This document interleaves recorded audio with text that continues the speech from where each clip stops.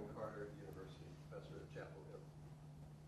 Anita Shirley, Foundation Relations, Duke Medical Center, and also I'm actually working on a research project for North Carolina Gives on philanthropy in North Carolina for the year 2007. I'm Catherine Burnett with the Keenan Charitable Trust in Chapel Hill.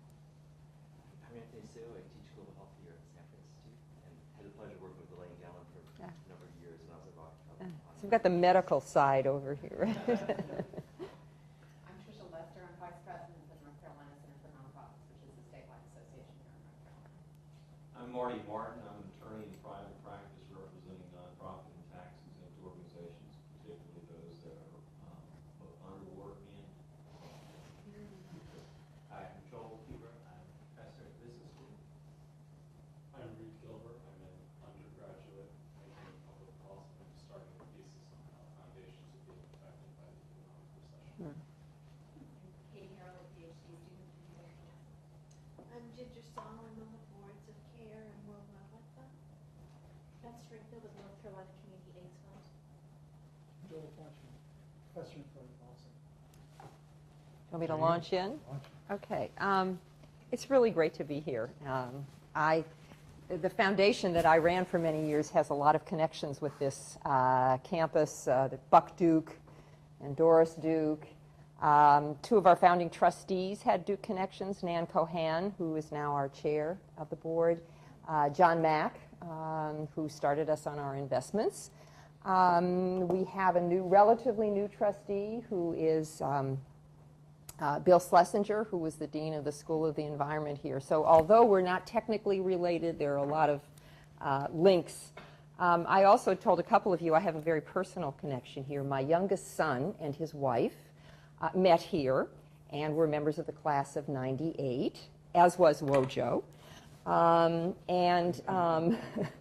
It's also really great to be here with Joel and with Ed. Ed and I have known each other longer than either of us cares to admit. And both Joel and Ed were extremely helpful to me as I was trying to launch the Doris Duke Charitable Foundation. And that's what I've been asked to talk about today.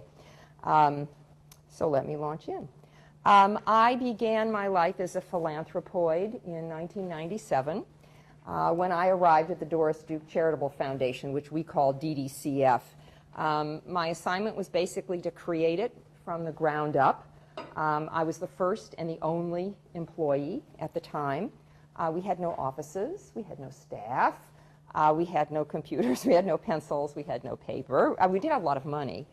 And fortunately, John Mack offered me a dowry, which was offices at Morgan Stanley and a temporary secretary.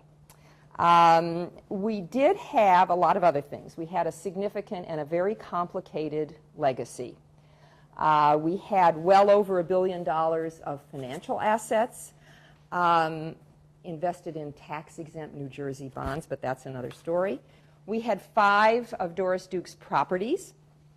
We had all of her personal possessions, jewelry, antiques, paintings, clothing, photographs, letters, medical records, magazines, pots and pans, and I could go on. Then there was her menagerie, dogs, cats, horses, cows, a donkey named Donkey, and a camel named Princess. There had been 2 camels, but one died before I showed up. We also had Doris Duke's will, and some of you who are old enough may remember that it was hotly contested. Doris died in 1993, and she left almost everything to the foundation, and she left her butler in charge of the foundation. And that led, this is before my time, that led to questions about whether she had been manipulated or murdered, and to a massive and very public will contest. And so what seemed to be endless legal problems were also part of our legacy. We had a very talented and dedicated board of trustees, and they fortunately brought their wisdom and their luster to the foundation. And then to add to the excitement, 3 months after I arrived, I broke my leg. So I had to stay home for 8 weeks with my leg in traction and in a cast. I actually picked a Duke blue cast to honor the university. And then a few weeks later, I developed a bullseye rash. For those of you who know, that is a sign of Lyme disease. So there I was at home with a broken leg and Lyme disease and trying to figure out what to do with all this stuff. In fact, there was a silver lining to all of this, which is that it forced me to focus and to set priorities. And it also forced me to recognize that the Doris Duke Charitable Foundation was not going to be created in a year or a day, and that I really had to put off making some long-term plans, and I had to defer those decisions that were not essential so we could focus on what was most important. And in fact, we came to say in the foundation that DD meant Doris Duke, and it also meant defer decision. So as you can expect, this was all a lot of fun and very exciting, but very daunting. And I thought I'd start by describing to you, just from a macro perspective, what we had to do. So the first thing we had to do was to deal with all the issues growing out of Doris Duke's estate. We had to settle lawsuits. We challenged what we felt and proved were excessive legal bills. We argued with the executor bank about the way it managed the estate. Don't get me going on that one. And my dream was to close Doris Duke's estate before I left the foundation. No, I did not succeed, Joel. I came close, but we settled everything, but the court still has to gavel it and approve it, and I think they will. So there was another responsibility. You don't believe that, Howard? That's all. 12 years. Well, we had to do a lot. If people want to ask me about it, I can talk about it. But all the legal issues we had to settle. And then it finally came down to the lawyer's fees. And then we finally settled that, and it is that has to be approved. But one of the problems was the New York State surrogate doesn't like to make decisions. The court If you was were just... to come back in another day, would you go try to squeeze more out of them? I mean, do you think it was a fair settlement finally? We squeezed a lot out of them, and we squeezed a lot out of U.S. Trust, too. Bless their hearts. You did, too? Okay. We can come back to that if you want off the record. Okay. Another thing about the estate is we had to decide what to do with all the stuff, with all of her personal possessions, what we were going to keep, what we were going to donate, what we were going to just dispose of. We sold 2 of her homes. We gave the museum-quality art collections to quite a few museums. We auctioned the valuable art, antiques, jewelry, and wine, the 1928 Chateau Lafite, which Joel volunteered to taste, but we didn't do that, at Christie's. We sent the camel to a zoo in New Jersey, and we cared for the dogs until they died, and we did not replace them. So our second challenge was to create the infrastructure, what I call the infrastructure of the foundations, and it's plural. We created several legal entities for the private foundation and for the operating foundations, those foundations that held and managed the 3 remaining properties, and I'll come back to that. We established governance policies and practices, including board committees, charters, policies like conflict of interest policies. We put in management systems for the foundation and for the properties, information systems, human resources policies, benefits policies, budgets, financial systems, grants management systems and policies. And we, after a year and a half, did get our own offices. Third challenge was the money. Doris's money, as I think I mentioned, had been invested primarily in New Jersey tax-exempt bonds. I guess was a logical thing for a resident of New Jersey. Of course, U.S. Trust kept them in tax-exempt bonds from 93 to 96, but that's another story. So we set up our own investment policies. We had an investment committee. John Mack chaired it. We developed our asset allocation, and then we gradually developed and evolved our portfolio because you don't buy into the market all at once. And happy to answer any questions you want about that. The fourth challenge was really critical to all of the above, and that was creating a staff. The grant-making foundation had no staff, and the properties had a lot of staff, too many people with the wrong skills. So we had to define the talents that we needed based on our strategies. We had to design the organization. We had to create a way of working, what I call a culture for the organization, and I felt strongly about that, and I'll talk about that a little bit later. The trustees and I agreed early on that we would have a very small staff because we thought that would allow us to be more flexible and more open. And again, I'll come back to that later. And then the fifth and final challenge was to develop the strategies for the grants and the properties. What were we going to do with our money? What would be the purpose of these properties? Now, I can't, don't worry, I'm not going to tell you about all of these things today. And I thought I would just focus on this last challenge, which is developing the strategies for the grants and the properties. And then I would like to talk a little bit about a related issue, which is the culture question. So let me turn to the grants. Creating the grants was a top priority in our first years. The first year, we had to make $17 million in grants, and lying in bed with my leg in the cast, I knew that's what I had to focus on. The way we approached grant making was very much influenced by my experience in business. As Ed mentioned, I spent 12 years at American Express, and when I was there, strategy, business plans, goals, and evaluations were part of everyday life. So to me, it was very natural to try to apply the business approach to the foundation world. So I started with an organizational mission. That's what you're supposed to do.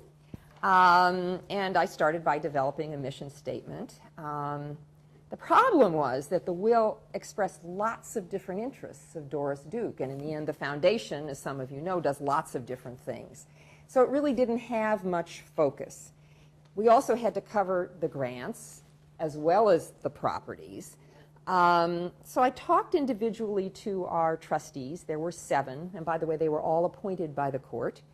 And they encouraged me, and I agreed to keep it very broad and very simple, and that's what we did. So the mission of the foundation is to improve the quality of people's lives in the areas in which we work. Now that takes you only so far. It's better. What is some of them? Carnegie sort of make a better world or something like that? Yes, the answer is it's very close to that. It's the advancement and diffusion of knowledge. Right, right. At least he limited it to the English-speaking world, I think, right? To me, the real challenge was the strategies. And first, we had to develop our initial strategies. And the trustees and I were in complete agreement from the outset that we really had to have very focused strategies, that would be the key to making a difference in the areas that we were going to work, and that was what was going to enable us to use this legacy wisely and effectively. And that meant we had to decide what we were about and what we were not about. So we started with Doris Duke's will, and we had to stay within the 4 corners of the will, particularly since this will had been heavily litigated. And we started with her life. We were legally bound to follow the will, but the will was not filled with specifics. And that's why we turned to her life. And it was a very pragmatic decision. We had to start somewhere. We had to start fast. So focusing on Doris Duke's life was a way to narrow the field. And I also felt we owed it to Doris. I do speak to her regularly, and she approved of that.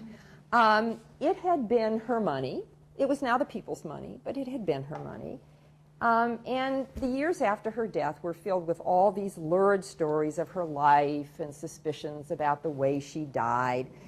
All that I would go to parties in New York, and people would say, oh, yes, the butler.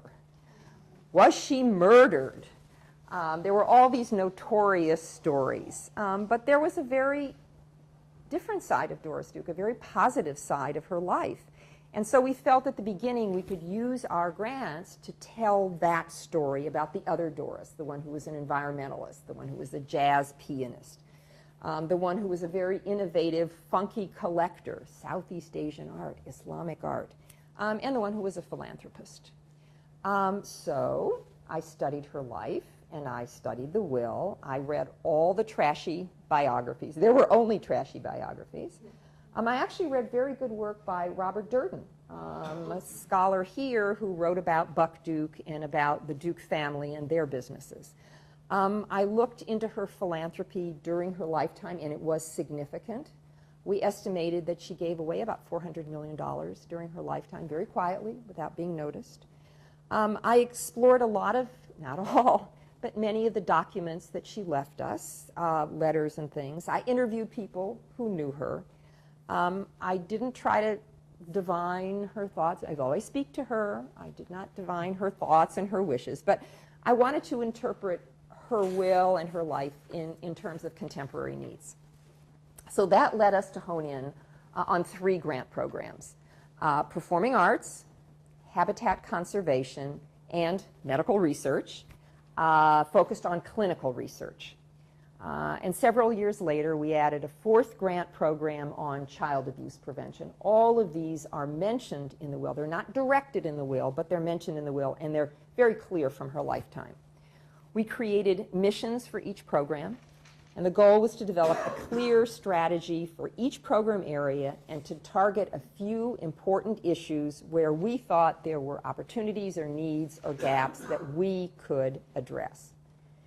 In the first year, found consultants and experts to advise us and to help make the grant decisions because we had no program officers. I hired a chief financial officer and a woman whose title we called chief of staff, although we had no staff. So we were the 3 employees. And I did get a permanent secretary. In the ensuing years, we gradually expanded our process. We systematically got input from a wide range of experts on the areas we were working in. We commissioned papers. We organized meetings. I've learned in the foundation world they call it convenings. I had not heard that word before. Review panels. We conducted site visits. And we attended lots of meetings to try to keep in touch with the field and to ground our work in the needs of the field. And then once our programs were established, we developed what we thought were rigorous ways of evaluating our programs and our grants and our strategies. And like other foundations, we monitor our grants, collecting data, meeting with grantees, again, conducting site visits. And then after our first 5 years, we decided to review each program to determine if the strategies still made sense. And we took a page from academia and created external review panels. We called them wise, the wise men, Joel, right? Well, I didn't want to call them wise men, so I called it wise persons, and I took a lot of ribbing for that. We invited outside experts from each program area to review the strategies and the grants, to meet together for 2 days, to critique them. And I'm going to give you an example of this in a minute to try to make it a little more real. To ask them to opine on whether there were ways we might have used our money better, and to prepare a written report about their deliberations and their recommendations. And the chairs of the wise persons panels met with our trustees to report their findings, and we adapted our programs based on their, not exclusively, but based on their recommendations. So I thought I'd give you an example in one program area to kind of give you a sense of our process, and that's the performing arts. This was the one place where Doris Duke's will was pretty specific. She said, and I'm going to quote the will, she wanted to help, quote, actors, it's very charming, actors, dancers, singers, musicians, and other artists of the entertainment world in fulfilling their ambitions and providing opportunities for the public presentation of their arts and talents. So I said, performing arts, there we go. But the question was, okay, there are a lot of performing arts. Where are we going to begin? And when I looked at Doris's life, I learned that she'd been a jazz pianist, been very involved in jazz music when jazz was not, was kind of offbeat. And she also had been very involved with modern dance. She'd studied modern dance with Martha Graham, and she had befriended and supported Graham and Catherine Dunham and other pioneers of modern dance in the very early days. We had a whole collection of letters between Doris and Martha and Doris and Catherine Dunham, for example. And these two disciplines were clearly underfunded and in great need. So we began our performing arts program with grants in jazz and modern dance. I was the arts program officer, which is quite adorable. And I worked with some consultants, one who'd been a colleague at American Express, to identify the needs in jazz and modern dance and to identify our first grant recipients. Doris wanted us to support the performing arts, and she wanted us to support artists. That was pretty clear from the will. But we did not want to be in the business of selecting individual artists or individual companies. So we decided to reach them by supporting leading institutions, leading presenting institutions, particularly those in jazz and modern dance in our first foray. We also, in the first years, felt we could not take big risks. And so we needed to look for relatively well-established institutions that were doing excellent work and that could absorb large grants. So the first year we made grants to Jazz at Lincoln Center, which was then just emerging from under the Lincoln Center rubric, the Joyce Theater in New York, which some of you may know, which presents modern dance, Jacob's Pillow, which is a dance festival in the Berkshires, and the American Dance Festival here in Durham. The first year's program then sort of set the stage for the next phase. We hired a performing arts person. We defined a mission statement, and that was to assist performing artists with the creation and public performance of their work. And then we turned to the strategy. The first strategy in performing arts was to help artists by strengthening the institutions that support them. We focused on providing initially endowments for performing arts presenters. We started with major arts organizations, and then we moved to smaller, as we became more knowledgeable, smaller and more regional presenting organizations. We partnered with the Mellon Foundation on a theater program and with CERDNA on a program to reach younger performing artists. Mellon and CERDNA had long experience as we moved out of jazz or expanded beyond jazz and modern dance. Mellon was very knowledgeable about theater, and CERDNA was very knowledgeable about talented students, so we could leverage their expertise. And over time, we stopped curating grants, what we called curating, that is making the decisions ourselves, and we started to turn to expert panels to advise us on what institutions to choose. A second aspect of our strategy in performing arts was to reach individual artists. And we couldn't do that with a small staff. We just didn't have the capacity to give, I mean, these are not small grants in terms of performing artists, $10,000 to $50,000, but for us they were tiny. And so we adopted the outsourcing model from business.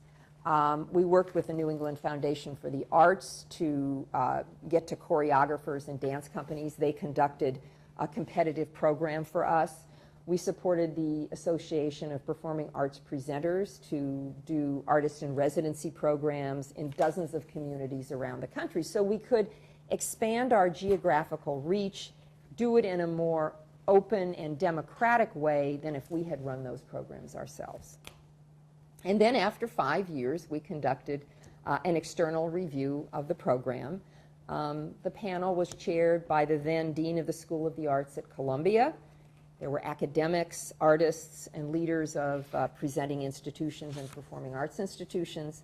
And they made a lot of suggestions. And one was, we had talked about moving away from jazz. Having done that and having thought that there weren't that many institutions, they said, no, you're the only funder in jazz, and you really need to figure out a way to stay with that. So we did. And there was another external review in 2008, and that has led the foundation to a major change in strategy and to focus on innovation in the performing arts. We did all this similar process with the other programs. Before you go ahead, can I make one little addition? Yeah. We were very fortunate at CERDNA to have colleague operation at Doris Duke, and two program staff people who were personally very friendly. And I think this is a little useful It footnote. wasn't Ed and I. No, it wasn't us. We were friendly, but And our guidelines made it impossible for us at the Certain Foundation to do capital grants. We were, that wasn't the story. On the other hand, we were able to, or endowment grants. On the other hand, Doris Duke Charitable Foundation was able to make these kinds of grants. And so our two program staffs got together, and I think in a marvelous case of co-venturing, we figured out a program which went something like, we would be able to, the Doris Duke Charitable Trust would make an endowment grant to an organization. We would provide the first $75,000. the first 3 years, really, 3 years. while of they the were money, gearing up. While the institution was able to gear up to accept the endowment money. And to run a capital campaign, because it was matching. It had to be That's right, it was matching. a matching grant. And then, so we could provide early up money that would tee up the backside of the grant, which then in turn, guess what, it was 5 years. It was a 5-year strategy. When they raised that matching money for the endowment grant, that matching money coming through the system would replace the year-by-year grant money that Certain was giving. So this is presumed income? I mean, you're... Yes. Yes, Okay. yes. We did the same thing with Mel and Hotting on theater, and in effect, it created an exit strategy for us. Sorry, I didn't mean to interrupt, but it was... No, but I mean, one of the things, Joel wrote this up in a case, so if you want to read Maybe it. the top 100 grants. What we learned in that process, by the way, and I'd be happy to talk more about this, is there are some institutions that are capable of receiving and managing and raising endowment funds and some that aren't. And we actually, I think, not with this program with Certain, but with others, we tried to endow organizations that were too small and weren't ready, and gradually moved to cash reserves and tried in our capital grants, but we can talk about that. So that's the kind of the model we followed in the other areas. I won't repeat it. We can talk about it more if you want. Let me turn to the other half of the story, if I'm not using up too much time. It's okay? The properties. We had these 5 properties. We quickly sold the Park Avenue penthouse, and we sold her home in Beverly Hills that was once owned by Rudolph Valentino, and that had a room that was built around Napoleon's tent. So you can't make this stuff up. But in her will, Doris left her 3 other residences for charitable use, so we had to keep those. One is Duke Farms, which is the biggest estate in New Jersey. I'll talk a little bit more about that in a second. There's Shangri-La, which is a North African-style home in Honolulu, fabulous, overlooking the Pacific Ocean and Diamond Head, with a collection of Islamic art. And Rough Point, which is one of those mansions in Newport, Rhode Island on the ocean, and it had, along with all of Doris Duke's clothes and stuff, a wonderful collection of fine art. Each one is personal and amazing in its own way, and each one presented us with some unique challenges, and I haven't even told you about the 18th century houses in Newport. So Doris Duke's will directed that each of these properties be owned and managed by separate operating foundations, but that they be supported by the Doris Duke Charitable Foundation, as one of my trustees called us, the mother lode. And Doris gave only very general guidance about what to do with these places. So in the early days, I decided that deferred decisions would apply to the properties. In fact, we didn't have the staff, we didn't have the ability to oversee them from a financial perspective, and we simply left them in the estate for a couple of years and let the executor continue to have responsibility. But while they were still in the estate, we began to familiarize ourselves with what these places were. And cost. Oh, and cost. Oh, we don't even go there. They cost a lot less now, Joel. and they're doing a lot more public good. So we started to visit other properties, other estates that had been turned to public use to see if they might inspire us. And even we took possession in 1999, which was a huge issue in and of itself, cataloging each thing that we took, each item. But we didn't try to rush and make decisions about what to do with them. And we applied the same business strategy, or what I saw as the business strategy approach. We studied Doris's life and tried to understand what these properties meant to her, because we didn't have any, we were not a family foundation. We didn't have the family there saying, oh, I knew what Mom wanted to do with the place.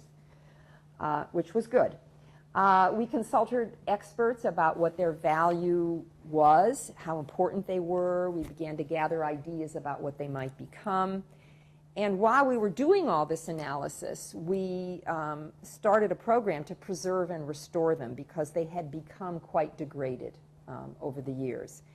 And then with each property, we eventually defined our goals. We developed a mission, a strategy, and a business plan for the future, with milestones and expected outcomes, so that we and our trustees would be able to measure our progress.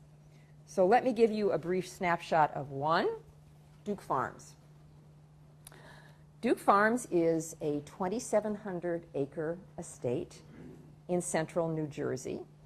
It was created starting in the 1880s by Buck Duke, the man whose statue is in front of Duke Chapel with his cigar.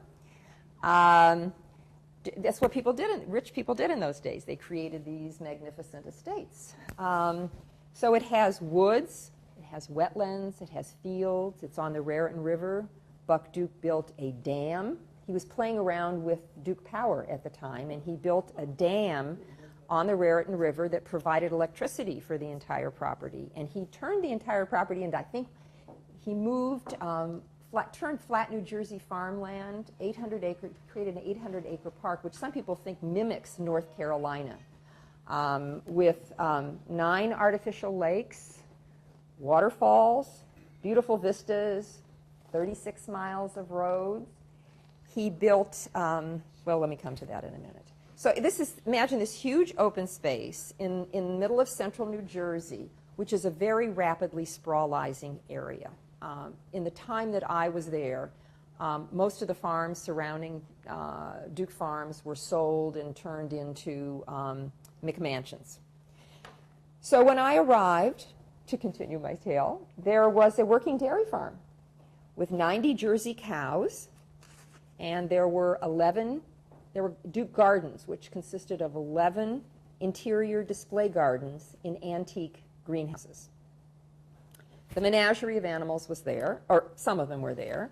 We had a huge deer and goose population that were degrading the landscape, and Doris fed the deer. We inherited lots of old buildings. Some were wonderful, some were not wonderful, and they had massive deferred maintenance, and we had a legacy staff that was trained to serve a wealthy woman. To fulfill Doris Duke's will, we created a legal entity, Duke Farms Foundation, to manage the property. And in Doris's will, she expressed a wish that there be environmental, agricultural, and horticultural activities there. But she left us to figure out what that meant. So we analyzed the property inside and out, and it's pretty big, so it took us time. We looked at its environmental importance, which we learned was huge, its historical significance, the infrastructure, the zoning. We talked to neighbors, we talked to local officials and state officials of all types. We explored a wide variety of options for using Duke Farms, ranging from environmental education to, our wonderful performing arts person said, Sundance East. We said, no. I don't think so. We looked into commercial operations. You know, should there be an inn in the 54,000 square foot house, which has no redeeming architectural value? Should there be a restaurant? We did a big experiment. We hosted a wonderful poetry festival that was run by the Dodge Foundation every 2 years. And we had 20,000 people there in 3 days. And we learned that we did not have the infrastructure for 20,000 people in 3 days, and that large events would, in effect, destroy our environment and destroy our landscape. So after much analysis, experimentation, strategic planning, and frankly some false starts, we defined a mission and a strategic plan for Duke Farms. And that mission is to inspire and educate people to become informed stewards of the land. That mission has enabled us to say, no Sundance East, many activities, however meritorious, are not going to take place there. We're going to focus on our environmental mission. And the foundation is now transforming Duke Farms, restoring the natural habitat of the wetlands and the woods, improving the grasslands. We have farm grasslands that actually have the richest assortment of birds in New Jersey, simply because it's been undisturbed for all these years, and it's on the flyway from north to south when the birds migrate. We even have some eagles that have had some babies. I felt like a grandmother there. We're moving from traditional farming to organic farming. We're creating native gardens and meadows, and we're developing a variety of education programs. There'll be trails for hiking and biking. And we're taking a beautiful old farm that was built by Buck for his horses, and it's going to become a platinum LEED green visitor center.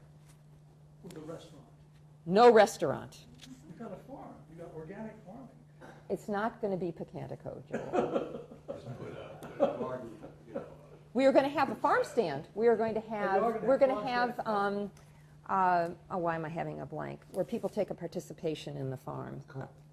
Not CSA, thank you. Community Supported Agriculture, Senior Moment. We will have that in a farm stand, but we're not going to have a restaurant. We can discuss that if you want. We'll talk about it over dinner. Okay, right. Well, I have to say the most difficult decision we had, did you go to the gardens? Were either of you ever at the Duke Gardens? They're really beautiful. Not our No, ours. No, I haven't been. Okay, this was Doris Duke's in these beautiful antique greenhouses, display gardens, a French garden, an Italian garden, an Islamic garden, a Mughal garden, you name it.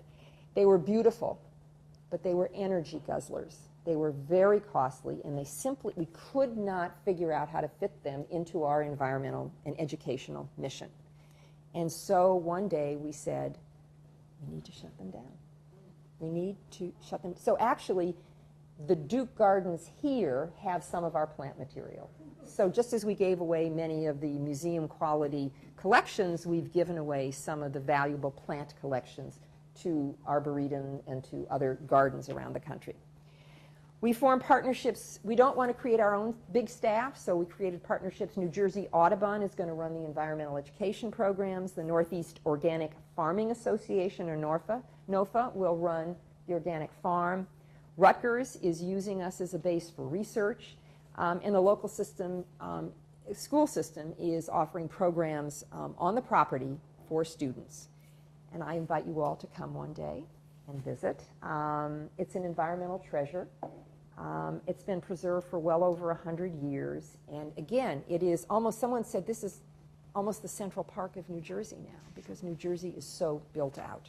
May I ask you a question? Sure. In the top-down situation, you have these various outside groups running various things.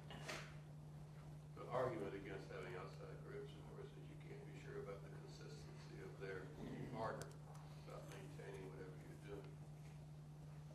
Well, a couple of things. One is we have very clear contracts with them. This is a business relationship, and we've treated it, first of all, we didn't want to create another organic farming thing and try to weaken NOFA. NOFA, for example, is a very weak organization, but we want to build it up. As a funder, that's our interest. But we have certain expectations and certain performance that we are expecting of NOFA, and we will review them just so we would review other grants. And so we've treated it a bit as a fee for service.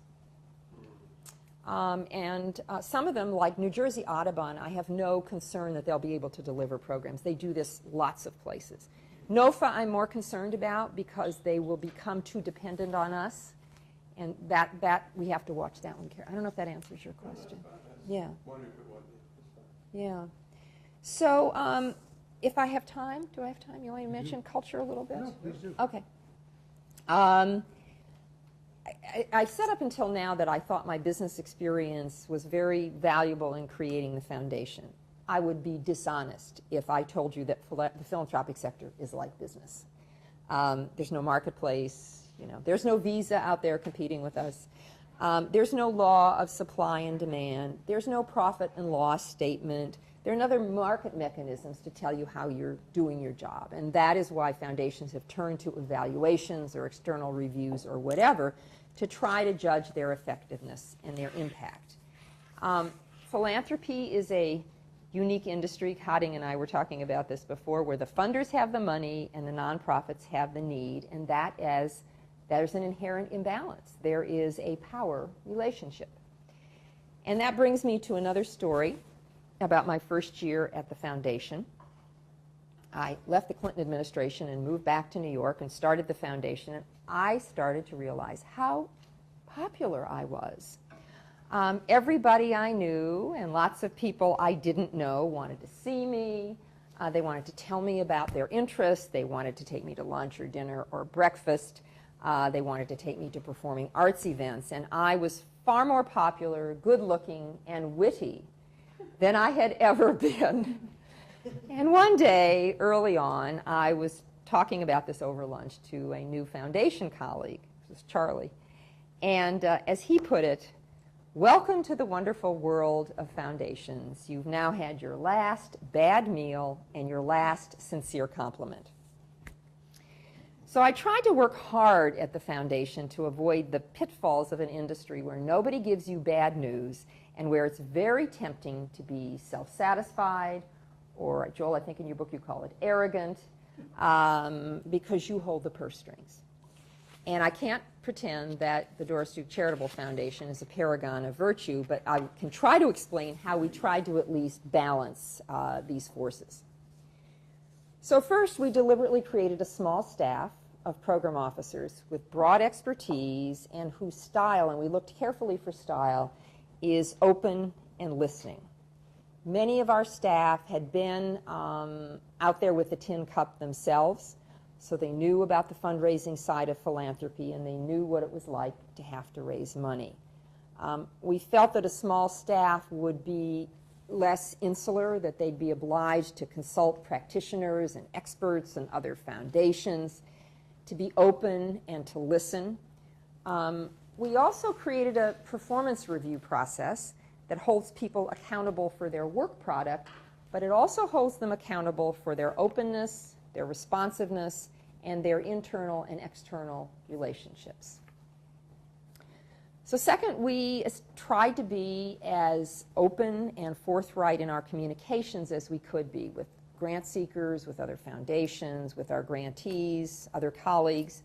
We tried to communicate openly and clearly what we did and what we didn't do, because we were aware that nonprofit organizations don't have a lot of time and they don't have a lot of resources, and if we weren't going to fund them, we shouldn't waste their time and their energy. Third, I've already described, we tried to develop an evaluation process and review process that we built into all of our programs.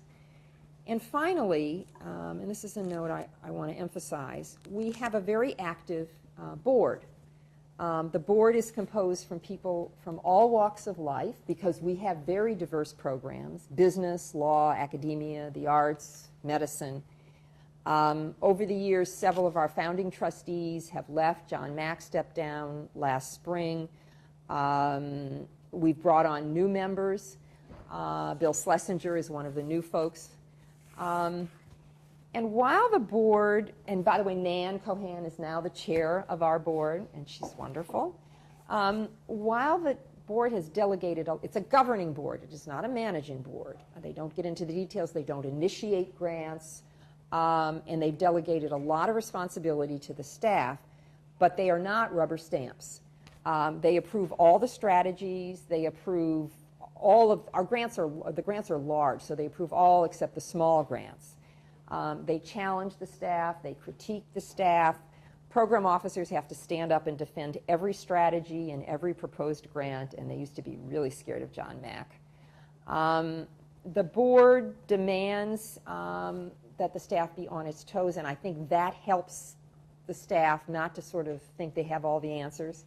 And I think the board has served as an effective check and a balance. And I believe strongly, and I know Joel agrees with me, that foundations have to have knowledgeable and feisty boards. So you might have figured out now that I had a lot of fun. It was a great joy to be present at the creation. I'm very proud of everything that the foundation has achieved, and I really think that we have improved the quality of people's lives, if I do say so myself. And I also think that today Doris Duke's name is now associated with the foundation's work and with its properties, and not a lot of people still remember the butler, despite all the movies on HBO. I stepped down from the foundation at the end of last year after almost 12 years, and I didn't leave because I was no longer challenged or because I no longer cared about the work. I left because I think that leaders of foundations, and frankly of other organizations, shouldn't stay too long. I felt it was time for DDCF to have new leadership, to be challenged in a different way, and that's what's going on right now. The challenges are not exactly what my successor and I thought they would be. Less money, the need to reduce spending. But I'm sure that he and the staff will take Doris Duke to the next exciting stage. And I'm going to be far off stage watching as they do that. So I'll stop there. Great. Who was the new president? Well, by background, I announced in February of 2008 that I was stepping down. The board formed a search committee and hired a search firm, and they did a national search and interviewed lots of people, and they hired the chief operating officer of the foundation, Ed Henry, whom I had recruited. He, right before he came to the foundation, was the chief operating officer at the Columbia Business School, has an interesting background, has an MBA, but started life as a modern dancer. So. You've got to run. So all this is all very well, but as much research as you did the butler do it or not? What I was sort of ask you is, look at the movies, Harding. Decide for yourself. Having been stuck with that investment procedure that you had, which was mutual funds and all that, your diversity now. I mean, you said you went into a whole new model. Is sort of a typical model, or did you, with your business background, go to other models from the sort of? The diversification model, you mean? No, we gradually moved. Well, we took the New Jersey tax exempts and first moved them into passive investments. So we had index funds. You know, we had large cap, we had small cap, and REITs at the beginning. And then we gradually moved in those areas where we thought active management. I don't know if this is answering your question. No, you are. I mean, I was just wondering, you are, after all, God. I mean, you have 7 days, and you're creating a number of things. I was just wondering, having investigated, this is part of the basic stewardship. Absolutely. Of running a foundation. I was just wondering how you chose to be God with that part of it. Well, I didn't choose, you know. First of all, this was more like the Greeks. There were several gods. And so I had some financial background and was familiar with investments, although I'm not an investment professional. And our investment committee was chaired by John Mack. Nan was on the investment committee. And then the other person on the investment committee was Tony Fauci, who was wonderful, head of infectious diseases at NIH, and a very smart guy, but he didn't know investments. He was very practical. So we actually brought in, as a sort of an additional smart eyes and ears, one of John's colleagues, not as a trustee, but as a kind of a unofficial, as a member of the investment committee for a period of time, Vikram Pandit. Poor Vikram is now the head of Citi. But he was wonderful in helping us sort of think through. And no, he didn't get him into it. He's trying to get him out of it. And then we also had Cambridge associates as advisors on the asset allocation. So there were, and then the first person I hired was the chief financial officer who had a lot of investment experience from Prudential. So I hired somebody from the financial world. So, I mean, there were a number of intelligent people, but we had to do it gradually. I don't know, what was your situation? Oh, well, it was different. In any case, they had actually a very good model when I got there, and there wasn't much of a necessity for doing much except tinkering around the edges, because in effect, they were Yeah. closer to the Yale model than some, but I mean, but it was, Yeah. I actually came down and talked to the, nobody looks like a genius these days. I came down and talked to the Dumac people at Duke because they, at the time when we started to go into private equity, because we didn't do that for a while, we didn't have the capacity, and actually our performance was good, but it was not as good as some of the other foundations that had private equity. Duke at the time had made a big bet on private equity and had done very, very well. So I came down to talk to them. And so we gradually evolved it over the years. But there's no safe harbor now, Hotting. There's no place to hide. What are you going to do with Newport? Newport is pretty much decided. And Newport had two parts. There was this huge house, which she pretty clearly wanted to be a historic house. Have any of you been to Newport?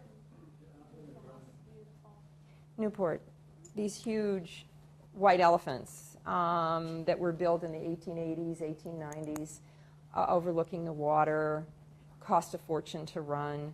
And we had one of them. And what was different about ours is all the stuff was inside. All the, the Van Dyke and the Renoir was all there. And those were all kept. And it has become one of the, the historic houses of Newport. You can visit it, but they also have, and this is too boring for you, Doris also had a pre-existing foundation, Joel, I think you know about this, that owned 80, I repeat that, 80 18th century houses. Newport. Do you know Newport? as a renter or as a museum? Sort of, well, both. She had done her own personal historic preservation in Newport. Newport was the largest port on the eastern seaboard, bigger than Boston and New York, in the 17th and 18th century. It became a backwater at the time of the Revolutionary War, but there were all these wonderful, tiny, most of them small, 18th century houses. And in 1960, Doris started to buy them. They were, dry cleaners, and they were just a mess. And she had, and they still have, their own carpentry, painters, et cetera. So she did her own personal historic preservation of Newport. She basically saved historic Newport. Right. And this was in the 60s. Foundation that owned The Newport Restoration Foundation. She created the Newport Restoration Foundation to do all of this. And it has a wonderful museum with Newport furniture, fabulous collection, finest collection of Newport furniture, worth millions and millions. Okay, that's all in Newport. That was real people's houses. Real people's houses, absolutely. And what she did, Hotting, to your question, is she put in, not 18th century, but modern bathrooms and kitchens, and she rented them out. So she was the largest landlord in Newport.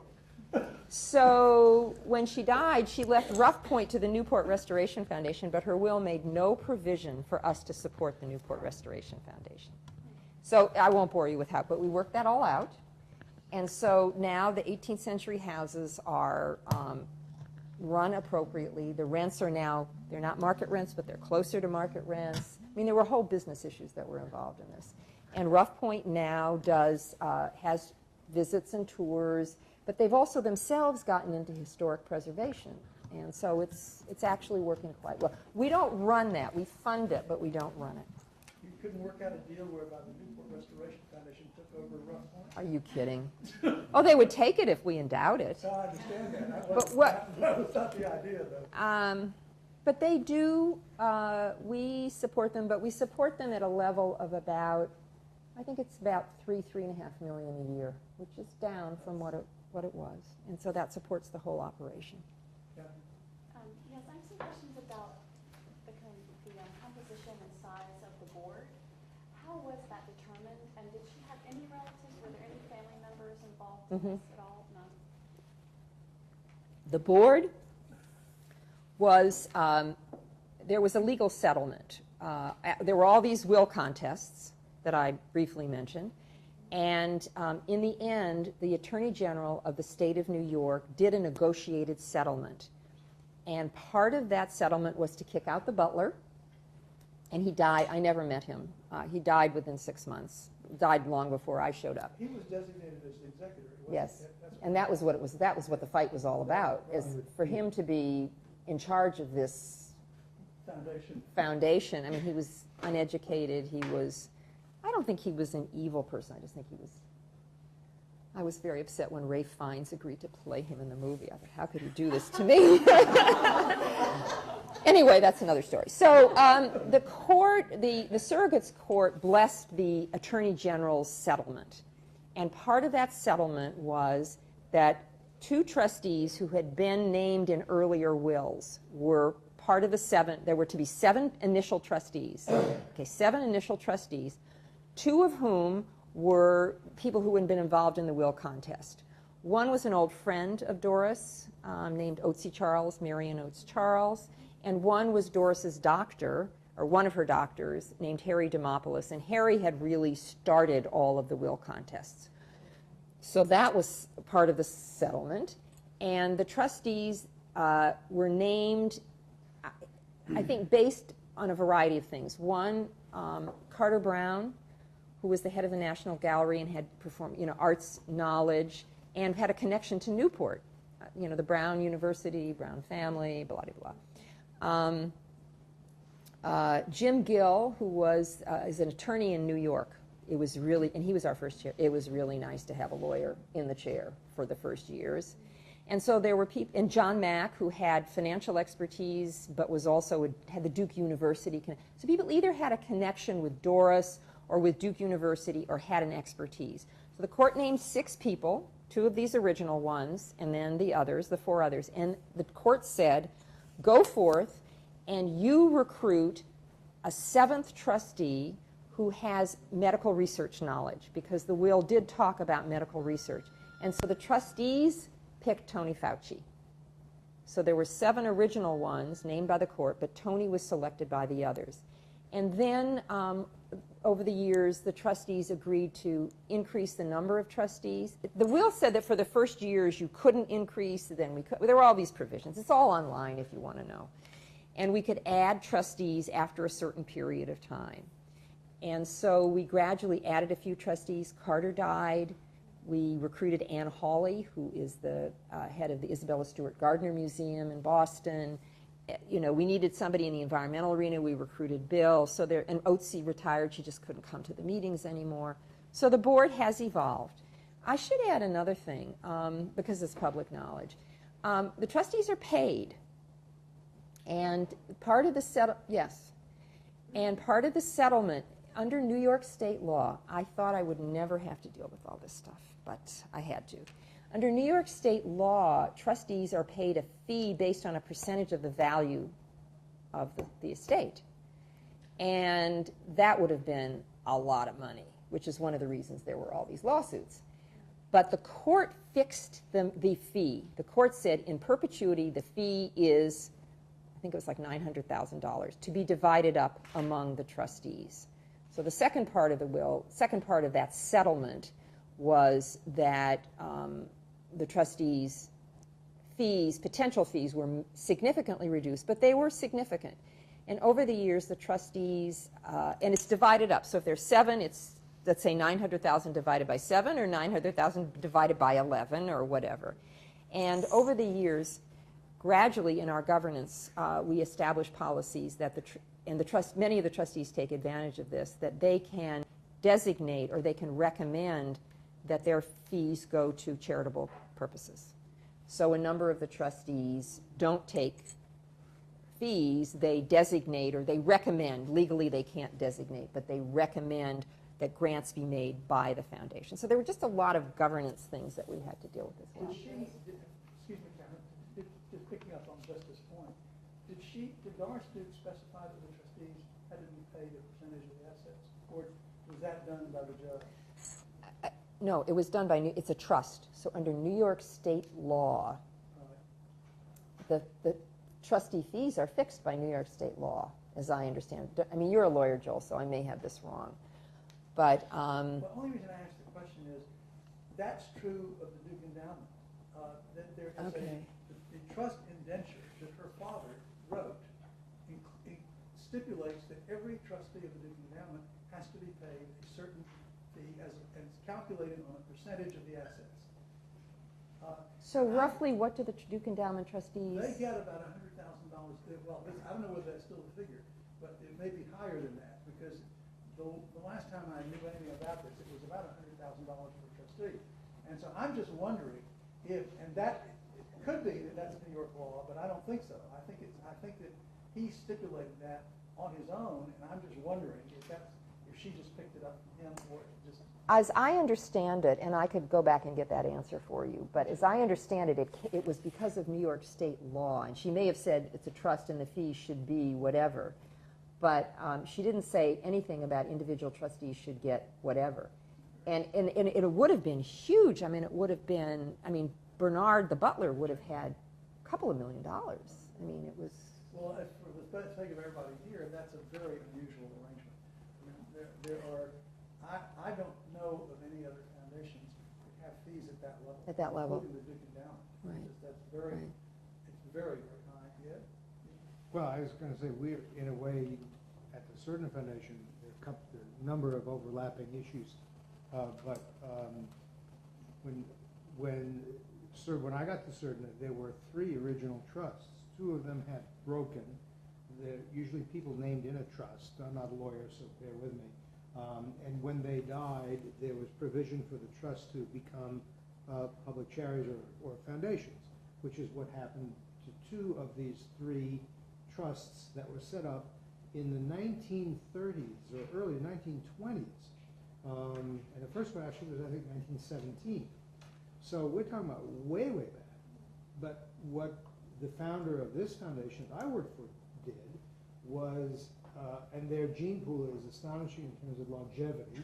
He died at the age of 96 in 1936, and he said in his 3rd trust, it will not break and therefore be distributed into the foundation that was created until the last of the 5 named people in the trust. That's law.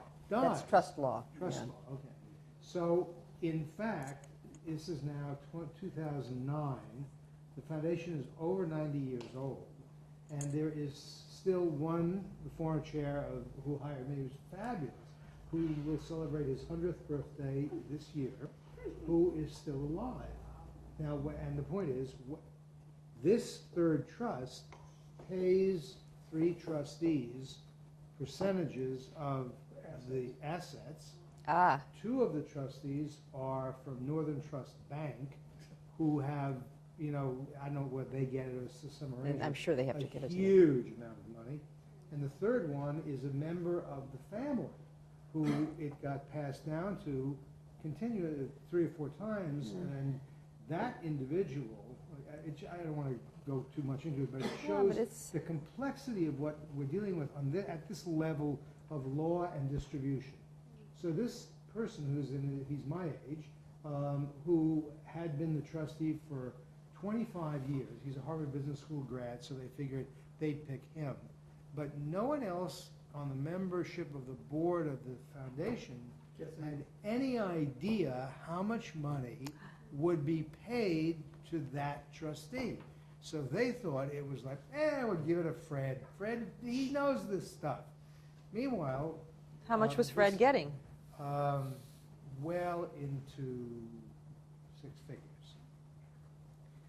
And... Annually? Pardon? Annually. Well, then that must have caused problems with the other family members. Well, when other family members finally found out, it took several years, it caused unbelievable splits within the branches of the family to say why this, why that, and you can just parse out and figure out all kinds of stuff. On top of that, Northern Trust was not the best manager of the money, and the results were a lawsuit against this 3rd trust by the state of New York. And so you had the state suing an institution that was set up under state law by the state, essentially. And it is not yet closed out, but it probably will be within the next 6 months. But that's the surrogate court again. The surrogate court is notoriously slow in New York. Surrogate is the trust and estates court in New York. Right. And they're independent. You can't figure out why people do things. I only mention all this to say that there are these kinds of hangovers, the main point I would make, where family members at one point in historical time, do things for usually very good reason. Whether it's the historic preservation of the Newport housing or whatever it may be, which 20, 40, 60 years later absolutely comes back to bite you, and in some cases does irreparable harm to the good causes that may have been started out way earlier. In the case of the foundation that I work for, this stuff still rattles around almost 100 years after the formation of the first foundation. And it comes to life in these bizarre ways, which I won't regale you with others, that does great damage, particularly if, in our case, there were no real survivors of the Doris Duke family, no survivors there, but in our case... adopted survivors. Yes, some I didn't tell about that one. About that one, the adopted stuff. But, She disadopted her. with our case, it was over 300 family members now, almost 400. Most people don't know most people, but you can imagine the possibilities of difficulty in what is presumably an eleemosynary operation. So, excuse me for... I interrupted Catherine before. Oh, I just had a couple, the TN Charitable Trust is also chartered out of New York, out of Lockport, actually. Right. Oh, And there are a lot of similarities. I didn't know that. It is, and it is. Bill Friday was also helpful to me when I started my journey. Yeah. But, so in any case, I don't want to dominate the conversation. I just had a couple of follow-up questions about the board.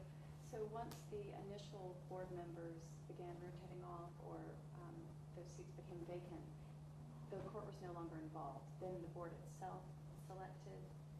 Yes and no. Yes and no. In fact, the court named the trustees for life. No rotating off. So what we did do was to establish, again, when I started, we had no governance whatsoever. I mean, we had the law and the will and things. So, I thought, how do we do this? And I just thought, well, we're not going to do the continental approach. We're not going to write a constitution. We're going to gradually, as issues come up, it was the DD approach again, but we'll adopt the common law approach. So we'll kind of address these issues. So after a few years, we started a discussion about whether we should enlarge the board after the provisions in the will had terminated, restricting the number of trustees.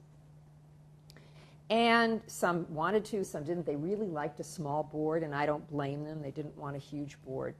And so we gradually agreed. We understand that. There were different, but there were double motivations. I mean, part of it was they wanted to, you've been on boards where there are like 40 people. I mean, they wanted to feel involved. But there was a financial issue as well for some people, not for all of them, not for most of them. And so we developed a policy that new trustees would have terms. So we set was it 3 or 4? I'm having a blank. I think it was 3 3-year terms, or it was 3 4-year terms. I forget. But because it was a trust, each trustee still has to have papers, and they still have to be approved by the court. I don't know what your situation is. Any new trustees have to they automatically approve them, but if a trustee retires, like when John Mack left the board, he didn't have to leave the board, but he believed, as I believe, that you rotate, you have fresh blood. So he voluntarily stepped down, and we had to develop papers. And it was such a waste of time and such a waste of money, Joel. Papers proving that John had done his fiduciary responsibility. Excuse me. So we had to show for the court. So, right. So we had to justify to the court that John left with clean hands or something like that. Don't ask me.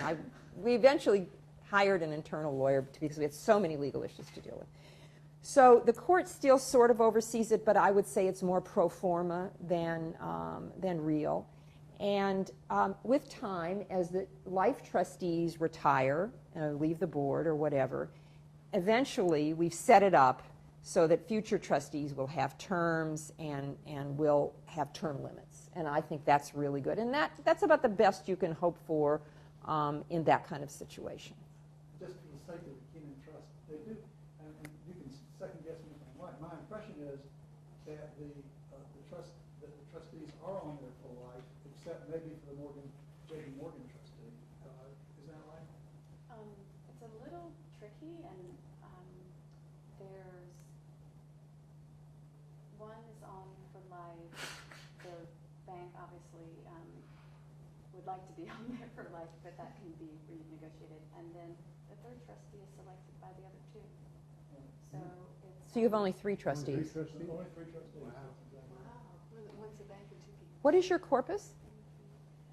That's not something we really freely share. Oh, but I'd be sorry. happy to share. It's not public information, but I'd be happy to share with you afterwards. Joel? Don't you have to, wait a minute, don't you have to file a 990? Why not? It's a charitable trust, as a trust fund.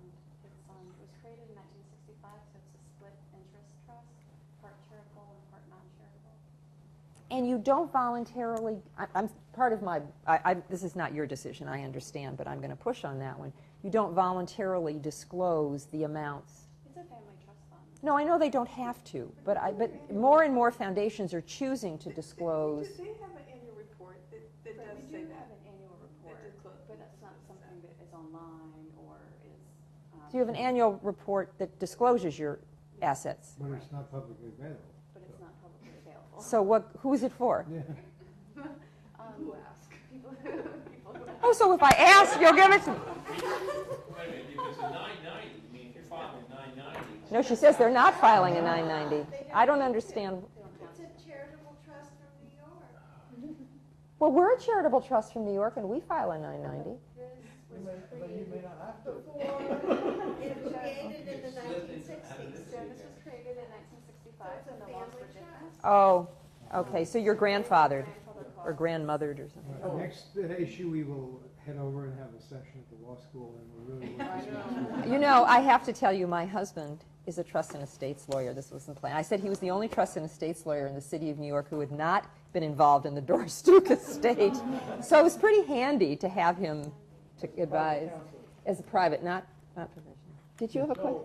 I really enjoyed this talk. It was mainly because you start with a whole set of problems which you resolved, I think, very cleverly to try to put something together. And I think of it the way I think of children. That is, you sort of start with this thing, and now you have an adolescent. That is somebody who has some training and some skills and some DNA that's received from above, but then they're going to be on their own now. Give a sense, you're not in charge, give a sense of what you think it look like in 20 years. And in the sense that things will pair off, things will simplify, I think, assume. But what else? What's this adult going to look like? This neat adolescent that you have, playing football and stuff like that. What's it going to look like? What's it going to look like in 20 years?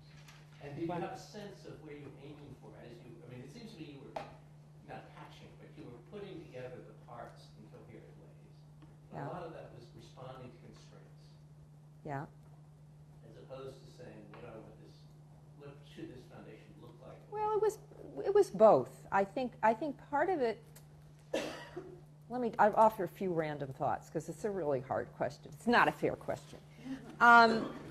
Because ask me about 5 years. Listen, if you'd asked me a year ago what the foundation would look like, I mean, the kinds of constraints that they're operating under now are very different, as I said, from the ones that I thought they would be operating. In fact, about 4 or 5 years ago, when we had a change in chair, I made the mistake of organizing a dinner, and with a lot of wine for the trustees and I had a very lovely dinner and a lot of wine. And after a lot of wine, John Mack said, all right, you know, I don't know if you know John, he's a very gruff guy, said, but really good, was a wonderful trustee. All right, we got all this money. We're not here to make money. We're here to give money away. So maybe there's some things where we can do more and give more money away and, you know, really move the needle. So I kind of took that. I didn't give all these examples, but I took it back to the staff and said, okay. And he said, well, what if we spent $500 million? And they all went, and, you know. So I used that to kind of provoke the staff to think about new directions. And we started off calling them the big transforming ideas, the BTIs. So we had strategic planning sessions about, and I invited the staff to come up with their BTIs. What would your BTI be? I said you can work across programs, you can do whatever you want. I invited the property people.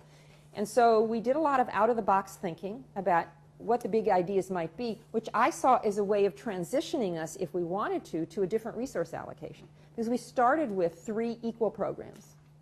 Plus, we added child abuse prevention, which was at about half the level. And we never could figure out whether we wanted to reallocate, because we couldn't say that one program was doing better. One was flunking and one wasn't. They all seemed to be doing well. So it seemed to me this was a way to try to think about, are there some areas that either the staff or the board cares about that where they'd want to move it to the next phase. So in effect, I did the first phase of that. And we recommended to the board that we work in climate change and African health care. And those were huge departures for us. Huge because in the initial days, we had to do things that were much more straightforward. Okay, jazz at Lincoln Center. Okay, it's a little risky, it's new, it's jazz. But, you know, it's pretty safe in that sense. And we started our environment programs with land preservation, because that's what she did. And these took us into the areas of public policy. They took us outside the U.S. in a much bigger way than we had done before. So if you'd asked me a year ago, I would have said the future would be more that we would move into areas which were a little riskier, which had more policy orientation, because that's where there's a lot of leverage, I think. That we would always combine it with some of the more practical kinds of things. So those 2 initiatives are there, but they've both been cut back in the new financial context. So I would say I would look ahead that the programs would evolve and that there would be more risk-taking and more policy-oriented work. The second area I would say is the properties. One of the reasons I stayed as long as I did is we were going to figure out what to do with these babies. And we did.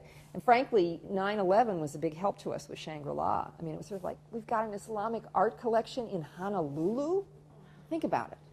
In this place which is very fragile, where nobody goes. It's like, oh my God, Doris, what have you done to us? And, but after 9/11, we said, well, you know, it doesn't all have to be about Shangri-La. It can be about, and the mandate was the study and understanding of Middle East art and culture. Okay, translate that into so we could do things outside the walls. So we gradually now have our strategies. I think the strategies are wonderful. And so I think, okay, we got them. Now doing them is something else. So that I would hope in 20 years that Duke Farms will be an environmental treasure. It'll be restored, that people in New Jersey will understand about how to be good stewards of the earth, of the land, and that in Shangri-La we will have promoted, and I told Joel earlier, I think one of the big gaps that foundations aren't working on enough is U.S. Islamic or Western Islamic relations, and that Shangri-La would have made a contribution there. So. This is fascinating, and thank you for sharing the story with us. As a former modern dancer, I applaud the fact that you all really looked at Oh, we love ADF. We love ADF. I'm curious about, you referenced just the power imbalance between grant makers and operating nonprofits, and working on the state association side, obviously, where our constituents include both groups. Talk a little bit more, if you would. I mean, what do you think is sort of the most egregious mistakes that grant makers make in that power imbalance, and also on the nonprofit side? I'd love to hear from the other grant makers as well. Where did Joel go? There you are. You were a grant maker, Joel. Some of the most egregious mistake is well, there are a bunch of them. Believing your own press. You know, believing, I guess I told you earlier, Joel, a story of someone we both know, we all know and love in the foundation world, a very wise person who said, if you listen to foundations, she said, you would believe that there are no more problems in the world because they've solved them all. I think you've hit the nail on the head. You know, there are just so many. The insulation of most foundations, the cocoon in which most foundations exist, really does breed a kind of self-satisfaction that any thoughtful person would not begin to consider. That's why it's just so important to figure out how to, with your staff, to get them out in the world, to bring people in who know as much as they do, and get them, do everything you can to increase the humility of the staff. It's absolutely critical. And also to get the foundations to be open enough about the way they do things so that others outside can comment on them and can help them and show their shortcomings or give some wisdom to their deliberations. It's a serious problem. There's 2 points I'd make. One is to pick up on Joan's and Joel's. There's an organization which Joel really pushed for the creation and funding of, which our foundation joined in, the Center for Effective Philanthropy, which does and is very successfully engaged in trying to take measure of for example, the grantee's perception of the grantor, and that anonymously received information is passed back to the grantor if so chooses, so that they can actually get a good read. In a number of cases, ours, the Hewlett Foundation, I'm not sure about, Atlantic didn't at the time, couldn't at the time, we would post the results on our website so that we could, again, and in our case, part of the job spec activity was in fact my concern for all of our concerns, that staff got out and were serious, as close to being colleagues as they possibly could with grantees, which can be pretty hard to do because of an inherent power imbalance. The other thing I'd throw out for discussion at some future point is a more modern quote point about going in a similar direction but it looks different, having to do with an increased emphasis on metrics and on hard results in areas which are inherently soft. And foundations some of them are doing it very well and working at this stage by stage. Others, in my conversations with folks, seem to belie the fact that to do this stuff well, it takes money, and they ask the nonprofit to produce a lot of data, sometimes redundantly, and in a costly way, and the result is not a very good result. So there's danger in demanding too much in what seems to be a very logical way of doing things, but doesn't in practice always happen. And ironically, you raise a very good point, but I think ironically, that's oftentimes where I've seen grant makers go over the edge too, in demanding results, and that power imbalance gets even greater.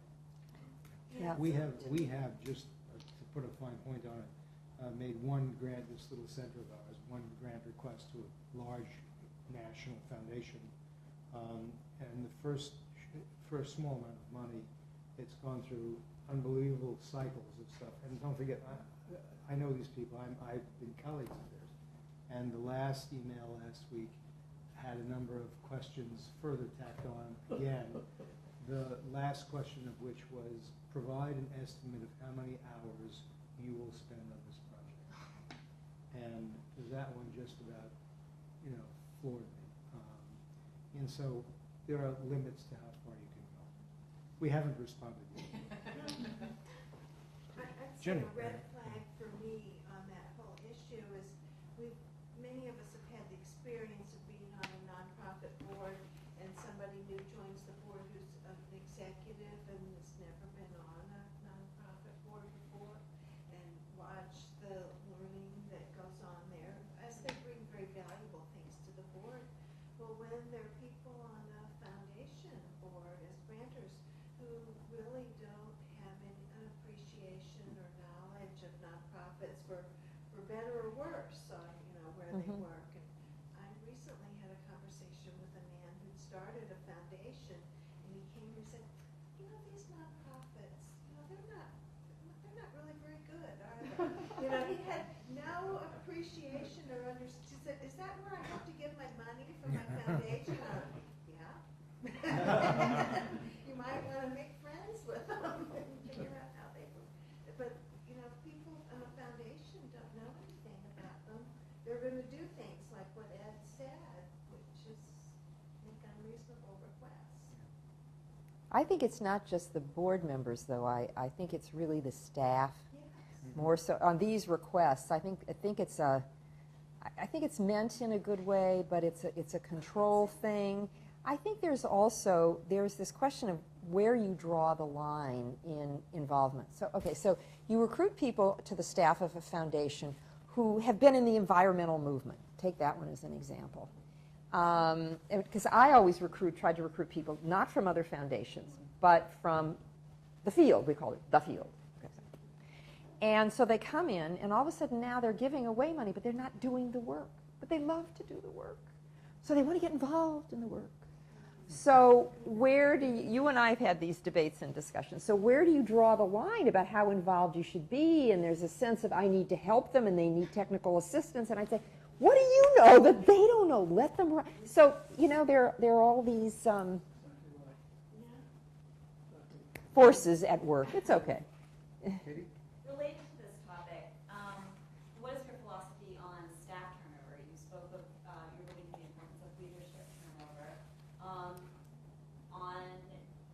the other hand, you have a very small foundation, and you spoke of the importance of your staff really getting to know the grantees. So what is your philosophy on turnover? Regular turnover. We discussed early on whether, you know, should we have, Ford has contracts. 3-year contracts. 3-year contracts. Well, you know, we were just starting, and I wanted to be able to recruit people, and I don't think there's a magic number. And so I'll tell you how I did it. I held people accountable. And it means you have to people thought, oh my God, she's from American Express. We have these performance reviews. We have mid-year reviews. You know, she's grading on us and all this stuff. And they really chafed under it. And I said, I'm sorry, that's the way we're going to do it. So we refined it over time. So if I felt that someone was getting stale, or if someone was getting whatever, too cocky, or if someone wasn't thinking, we had one person who I didn't think couldn't get the strategic thing. He says, oh, this is wonderful to do. Oh, this is wonderful to do. I said, they're all wonderful to do. Let's think about what the strategy is here. So I have fired people. I mean, it was much nicer than that. But you have to hold people accountable, and I believe that you use performance reviews as a steering mechanism. So we would sit down with people in July, and I would be very frank, and I would say, you know, here's what I think is working, and we have business plans. You know, business plan, yuck. So maybe it was overdone, but sort of how are you performing? How are you getting the work done? And let's have a frank talk about how you manage other people.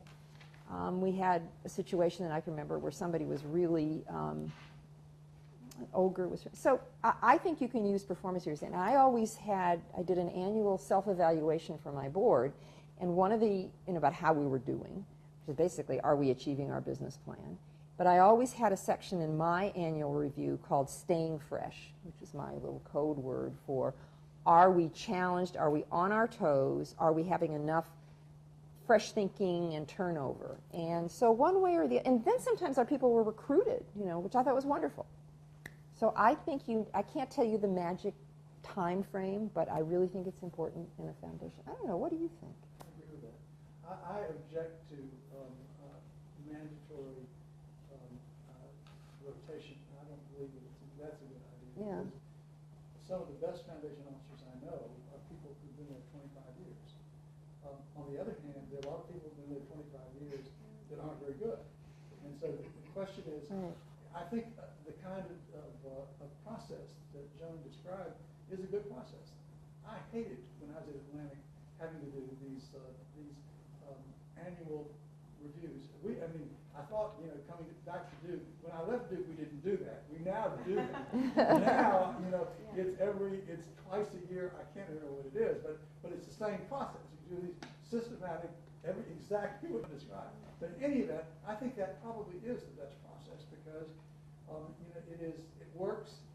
It gives both the employee and the foundation flexibility to make a decision on the basis of how things are. And you ask, typically, and I'm sure you do the same thing, you ask people to give you their goals for the year. And then at the end of the year, you ask them, well, how do you think you did on your goals? And we'll give you, and if you're the supervisor, you look at it and say, well, you know, I'm not sure that you did very well, or that seems to be exaggerated, or whatever. It works much better than having an arbitrary rule, you know, 3 years and you're out, or 5 years and you're out, which is what a number of foundations do. But it's a lot of work. It's an enormous person out of work. And it means you have to be honest, and you have to pay attention. And you have And, to be on your toes and all the time. Yeah. You just can't depend on having an automatic limit in a situation like that. You got to make judgments periodically. Yeah. And that's, of course, much better for the employees, because the ones who leave after 5 years who've been lousy can't get a job anywhere else, by and large, because they're perceived not to have done a good job. Reed? What strategies are your foundation taking to adapt and cope with the economic environment? How are you figuring out and choosing where to cut and what to keep? And where is it coming from? Is it mostly staff decisions, or how heavily is the board getting involved with this kind of strategic planning? You're asking the wrong person.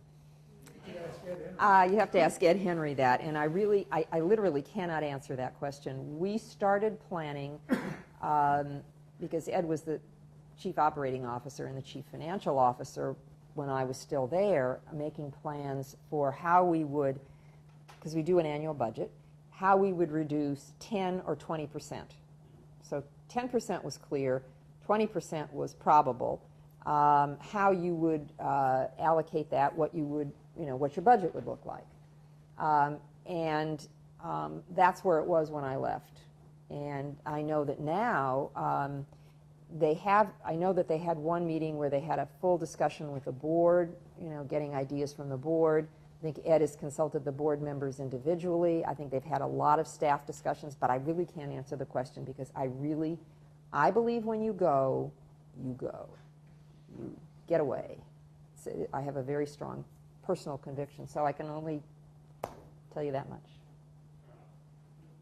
Let me sort of take a twist off of that. We had an article in the News Observer Monday about endowments and foundations that have investments that are underwater. North Carolina law requires that the foundation maintain the original value of the gift. And I don't know if you Oh, operate yes. similar constraints Yeah. under New York law. Well, our grantees have that. Our Right. grantees that we've had.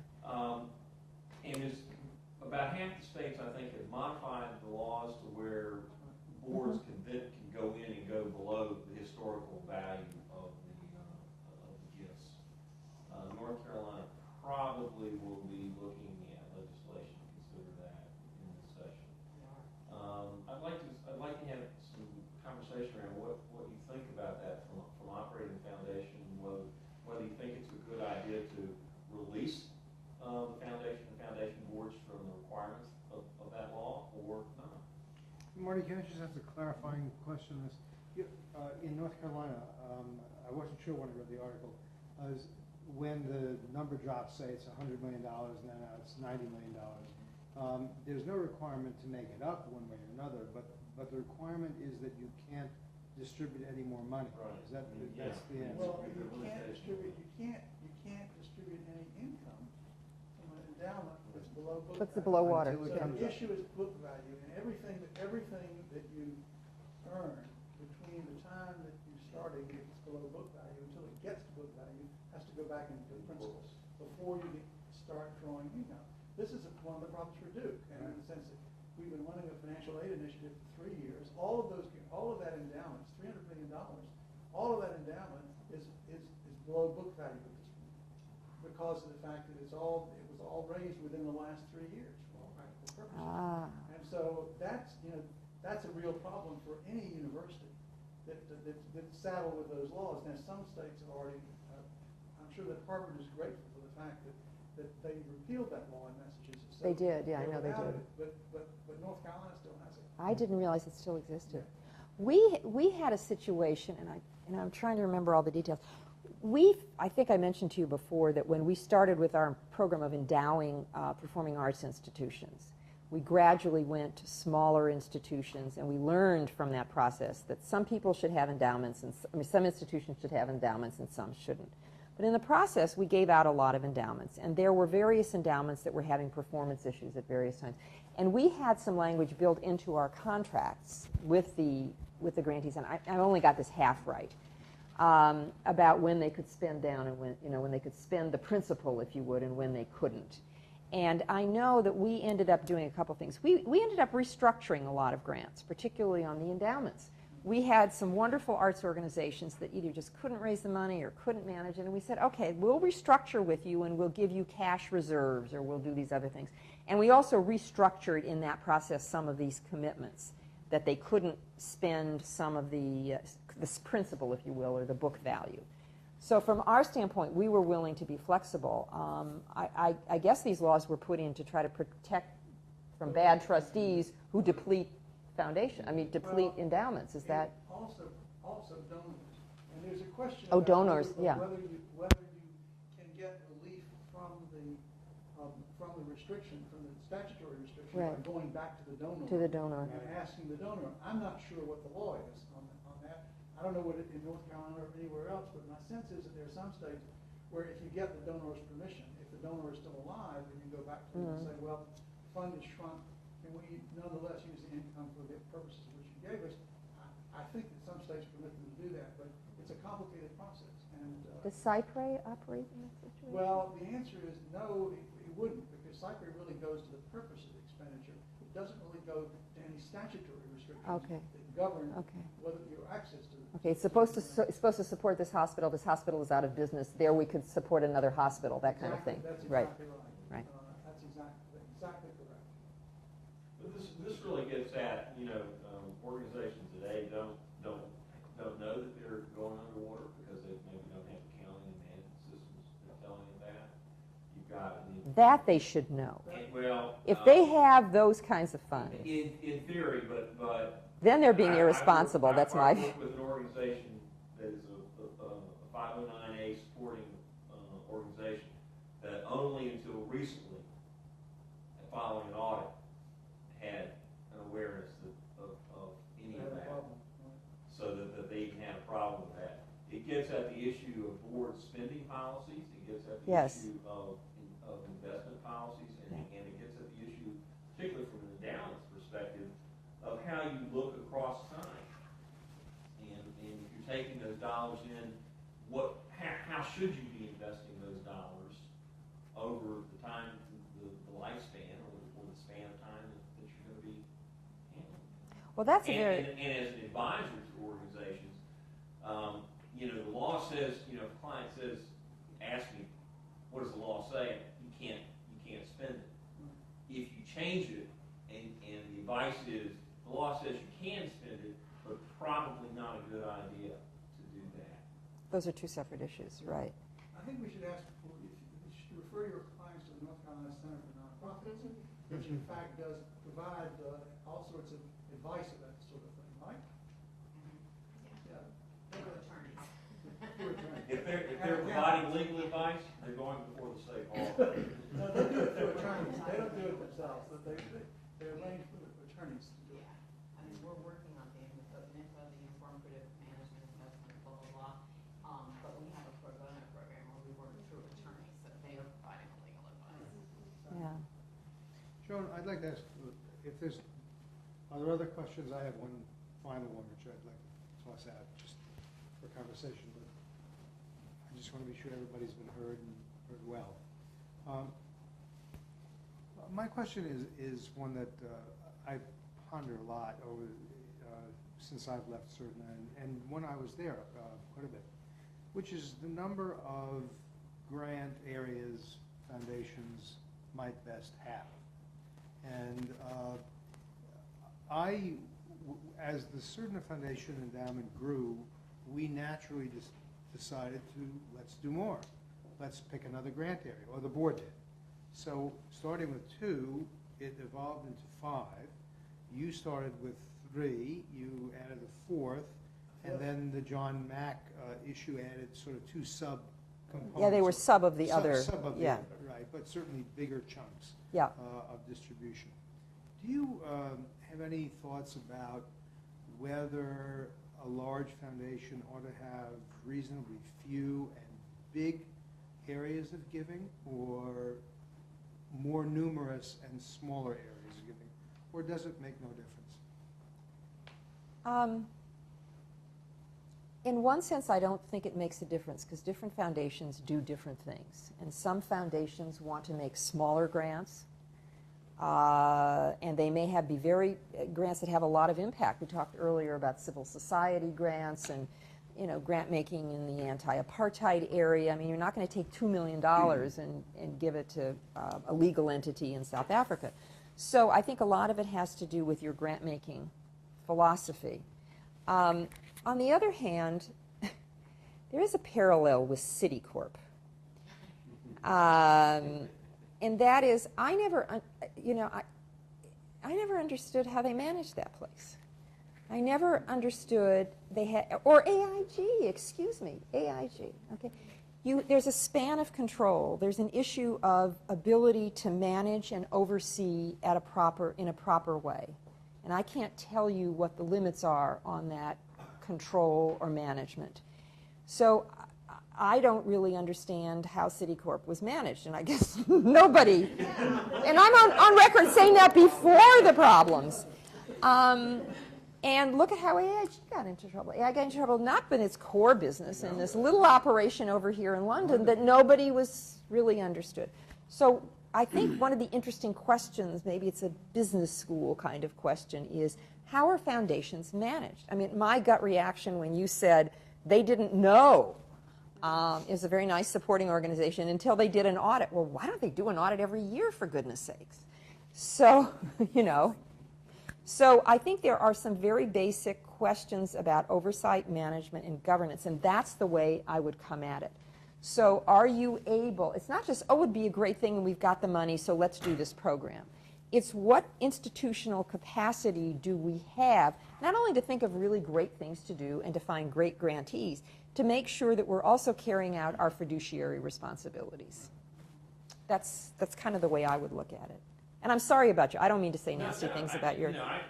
What I see typically is, and I work primarily with smaller organizations at this point, but I typically see where boards don't take on the fiduciary responsibilities. And the culture of the nonprofit sector feeds on that and encourages I think that's very that. fair.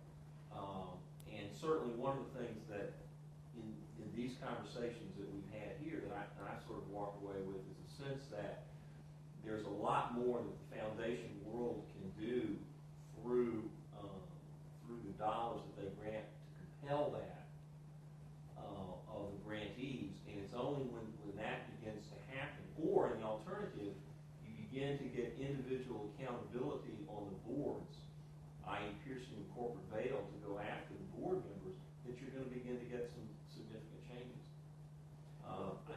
It's a fair point, yeah. I routinely see boards and individuals on boards that give advice, and they say, no consequences to that. We're going to go ahead and do, you're dependent upon the integrity and the goodwill of folks.